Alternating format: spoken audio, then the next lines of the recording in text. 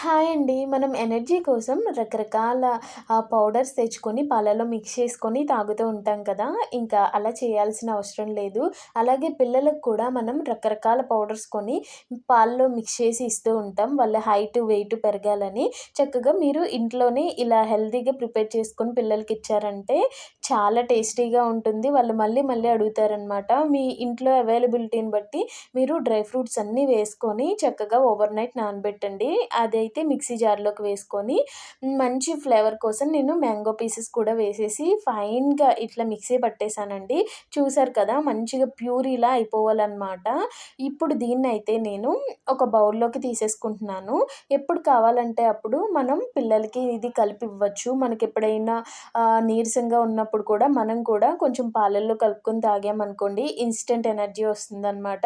పిల్లలు స్కూల్ నుంచొచ్చాక నేనైతే ఇలా 2 స్పూన్స్ అయితే గ్లాస్‌లో వేసుకొని దీనికి స్వీట్‌నెస్‌కి కావాలి కదా! అందుకని నేను హనీ యాడ్ చేశానండి. బెల్లం గూడా వేసుకోవచ్చు. ఇప్పుడు రైనీ సీజన్ కాబట్టి నేనైతే కొంచెం గోరువెచ్చటి పాలైతే ఇందులో వేస్తున్నాననమాట. వేసి మంచిగా మిక్స్ చేసి పిల్లలకిచ్చేసారంటే దీనికి అడిక్ట్ అవుతారండి. చాలా బావుంటుంది టేస్ట్. సూపర్‌గా ఉంటుంది. ట్రై చేసి ఎలా వచ్చింది కామెంట్ చేయండి. ఈ వీడియో నచ్చితే లైక్ చేయండి.